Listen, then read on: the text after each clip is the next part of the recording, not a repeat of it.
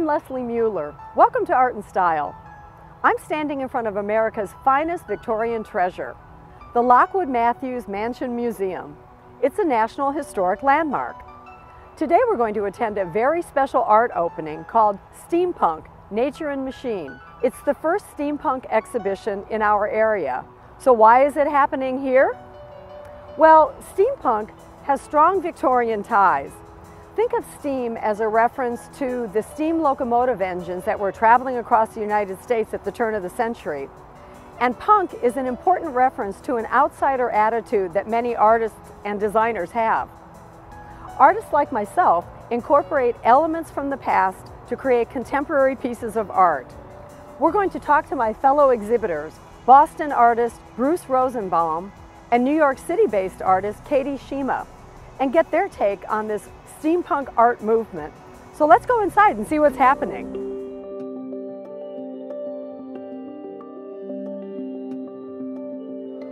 So now we're inside the museum where the exhibition is about ready to open. But I wanted to talk to Susie Gilgore, who's the executive director here at the museum, and I wanted her to tell us a little bit about what's going on tonight. Hi Susie, how are you? It's so nice to have you here tonight. Thanks so much. Well, tell me what's happening. It's a big night here. Yes, well, we have two wonderful exhibits. One opened last week, What Is It? Technologies and Discoveries of the Victorian Era, and one tonight, Steampunk, Nature and Machine. Both of them derive inspiration from the era of discoveries of the 1850s through the 1910s. So tonight you're going to meet three great artists, and including me, including you, also Bruce Rosenbaum and Katie Shima, and we were very much looking forward to having a crowd here because there is a lot of interest for steampunk art.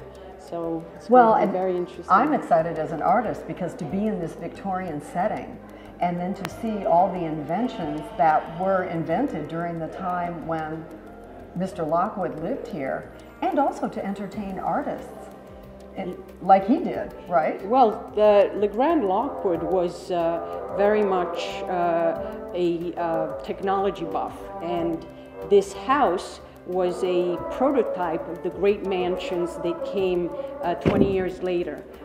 It has technologies that weren't utilized by people in their homes back then when it was built in 1864. Wow. And some technology is still very much utilized today. Well, I'm looking forward to seeing all those pieces, and thank you once again for letting us be here tonight and to go to the openings.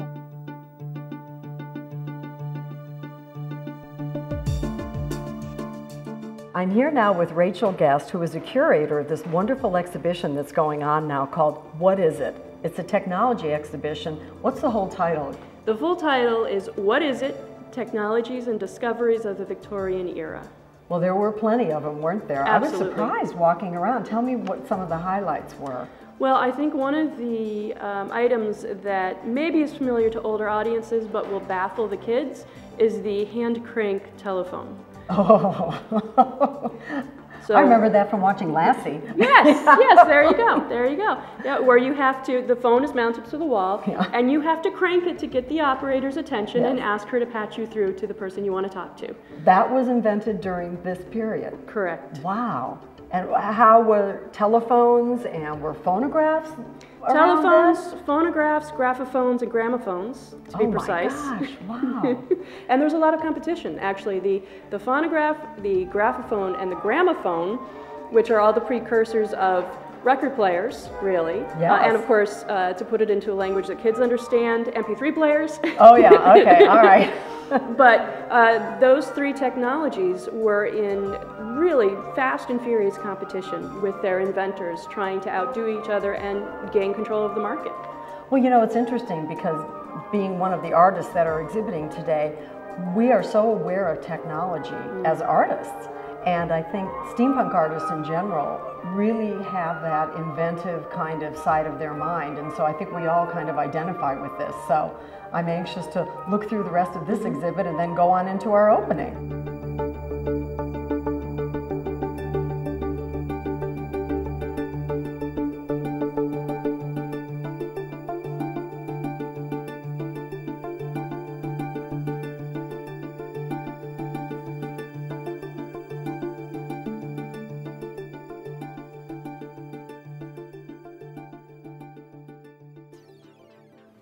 So you're probably asking yourself, what is steampunk? Well, Bruce is here, and we're going to go through the whole topic with the expert from the Boston area. Bruce, I'm so glad that you're here. Nice to meet and you, can you Leslie. believe we're here in Yes. this great Victorian space? This is an incredible space. Well, I know there's a steampunk Victorian connection, so tell me, from your vantage point, how do you describe steampunk? I get that question a lot. You know, what is steampunk? And I actually have difficulty explaining it also, because it can really mean a lot of different things to different people. Mm-hmm. For me, it was based in science fiction, and the word steampunk actually was coined by a science fiction author, K.W. Jeter. He basically was writing about cyberpunk.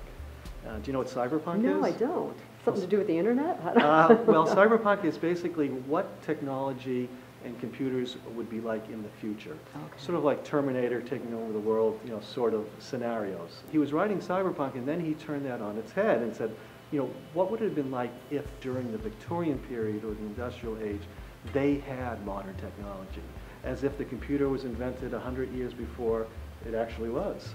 I see now steampunk as this what if.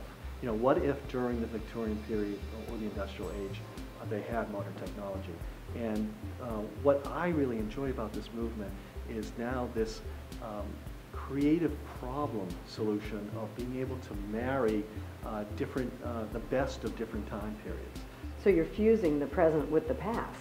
That's exactly it. It's about the fusion. And I look at it really as the fusion of opposites. Because you have past and present, as we said, you have form and function, art and science, even male and female. And as you'll learn, now we're doing a steampunk art exhibition on man and machine, or nature in the machine. Well, when I became interested in it, I started noticing elements of it in the design world other than the fine art world. And as you know, Restoration Hardware, Ralph Lauren has printer tables, Waterworks has gorgeous Victorian style faucets. Tell me about Sherwin-Williams. This is something you're involved in. Well, this was actually an incredible coincidence, because I have been following design trends, and I saw the same thing that you did in terms of in furniture, in fashion, and I was working with an interior designer who was interested in working within the steampunk aesthetic, and she had gone to a Sherwin-Williams color palette trend for 2013 seminar at the Boston Design Center. And after the seminar, she calls me up right away, very excited. Bruce, did you know that Sherwin-Williams' main color trend is steampunk for 2013? Hallelujah. Hallelujah. Midnight Mysteries, and it's a beautiful color palette. Well, during the presentation, they're showing shots of the inside of my home. You're kidding? No. How'd they get that? Well, off the internet. Off the internet, exactly. But I didn't mind, because Yeah, that's nice, this yeah. is spreads the good news. Oh my So, gosh. so in fact, I had called the showroom manager at the Boston Design Center, and she was so excited to hear from me. Right on the spot, she wanted us to build a steampunk gentleman's quarters, like a man cave, cool. but kind of a Victorian man cave, yes. right? And then use the Sherwin-Williams color palette for the room. Well, for those of us who haven't seen your home personally, tell me about that palette. Are they muted colors? I would assume they're muted, but what are the colors? They're kind of earth tones, I see. rich, deep, mysterious colors. Yeah. I have to ask you, I see something sticking out of your pocket there. You have to pull that out and show me what it is. Is it your iPhone? Well, this is my iPhone. Oh my gosh, So, that's so cool. Basically, what I wanted to do is I wanted to bring a little steampunk to my own technology. And this actually is a pressure gauge from the 1880s, a real gauge. And I added these a couple of draw pulls. And what I was able to do is attach it to the outer case of the phone. And I even have a little bit of a steampunk design on. Well, so you really are fusing technology of an iPhone with the intricacy and just the detail work and the beautiful craftsmanship. Do you think there's a yearning for that in general, as we're all looking at our sterile workstations? Yes, absolutely. So that's, I think, the nostalgia and the looking back at a time period where when things were made with such wonderful style and craftsmanship, and you could tell people really were concerned about the design of the piece. Now, design, the more modern design, is more about simple lines, about the functionality, low cost. It's almost homogenized. It's homogenized, yeah. right? And so we want our cake and eat it too. We want our technology, but we also want to have our design. And I think this is just the beginning. I think over the next few years, you're going to see a lot of steampunk, either steampunk vibe or aesthetic Influence, yeah.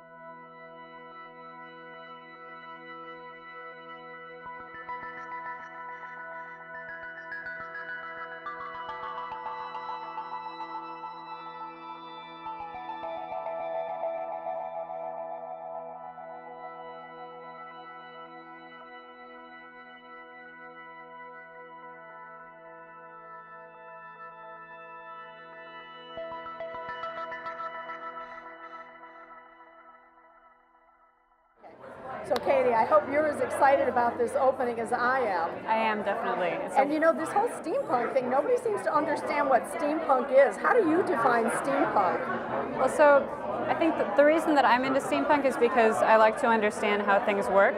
And Victorian era technology was much more transparent in terms of, you know, you can see the gears turning, see the water being turned into steam. Like, you can understand how it works by looking at it. Whereas nowadays we have a lot of invisible technologies. There's, you know, electrons and nanoscale technologies, and we don't see how it works. So I love that term, invisible technology. Yeah. So I think that is what it is. It is, yeah. Well, how do you interpret it? I love this piece behind us. How is your steampunk? I mean, I see water, I see technology, I see mechanical things. Is that what your feeling was behind this piece, or the inspiration? Yeah, I mean, I like to think of how, I mean, even though we do have invisible technologies, they're still supported by this vast physical network of like mining and natural resources, and we burn fossil fuels, and we have all this physical infrastructure, all these machines that we still use. And so I'm sort of interested in showing all of the ways in which we still use physical technology. I'm not going to ask that question that I always hate getting asked, how long did this take you to do? But I know as an artist how labor intensive this has to be. It was you must very. have the patience of a saint. Or OCD, one or the other. Yeah, and creativity too. Well, I'm so happy to be exhibiting with you tonight. Let's go enjoy the party. Sounds good.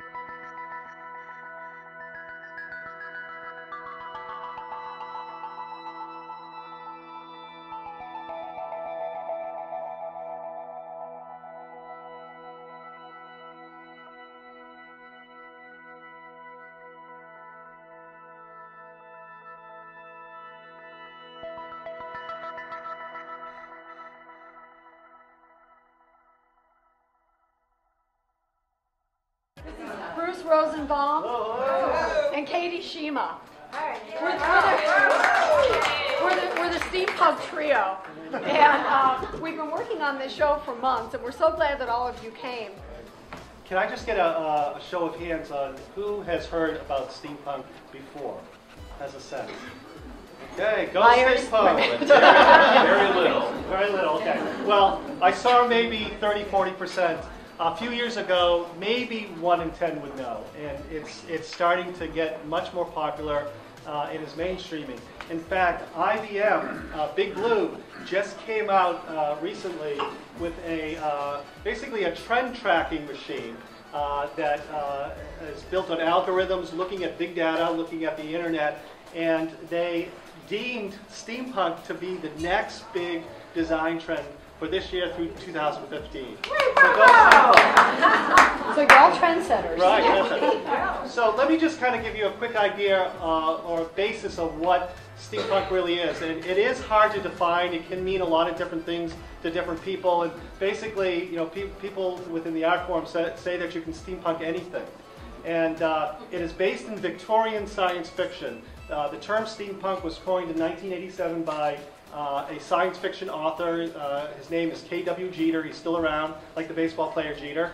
And he was writing about cyberpunk at the time. Cyberpunk is what technology will be like in the future. Sort of like Terminator, killing the humans, taking over the world, sort of thing. And then he had this bright idea, well, you know, how about we turn that on its head and look at the Victorian period? And it's the what if, it's a reimagination. What if during the Victorian period or the industrial age, they had modern technology? How our lives would have changed, how our society would have been so much different if the computer was invented 100 years before it actually was. And what would have been produced in inventions, innovations, gadgetry, fashion, literally anything. So at its core, it's a culture, it's a philosophy, it's an art movement. Some people are even calling steampunk the arts and crafts movement version 2, because it's about making, it's getting back. The reason that I'm work is steampunk is interested in how things work. In Victorian era technology, apparent how things work. You could see the water being turned into materials, and now we rely on nanotechnologies are invisible, where it just be by looking at it. You can tell how this. At the same time, they do rely on this network of structure. We still use coal for resources. What I do in my drawings is to expose the ways in which technology and nature are created in our society, some of the flows of materials together to make these things. I'd like to add it. Yeah, why don't you up the show? Well, wait a minute. It's very specific. I didn't speak about how I think everyone would love. I've been lucky enough to be who was head of Pacific. We were able to travel. And I thought, well, you know, when I have time to try looking at the back with me.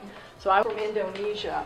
Wheels from a Paris fleet, from anywhere we went, we knew he was going to have to wait. Especially in China, they'd look at, what's your profession? And I would say, an artist, and they would just, I don't know if they would anymore. I've accrued this like a laboratory and have because I've got all these pieces of coral, which I've used shells and all sorts of things. So they gave me an excuse, probably a hoarder at heart. And this is going to Brimfield and teach shows, and Steve still thinks I'm... Yeah.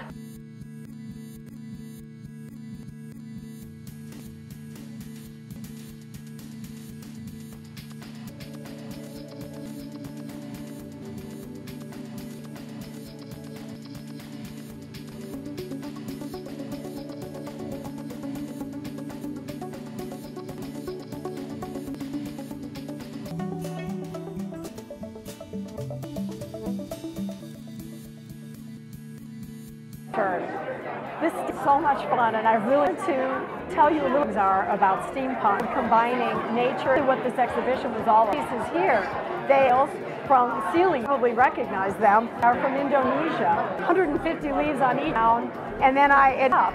And I love the comment is metallic, machine made, and so I incorporate that. But it's been such a wonderful to be able to come to our community. One last thing I'll say about my work, I use one, and then I add a sprinkle, and then I try to pieces with that combination.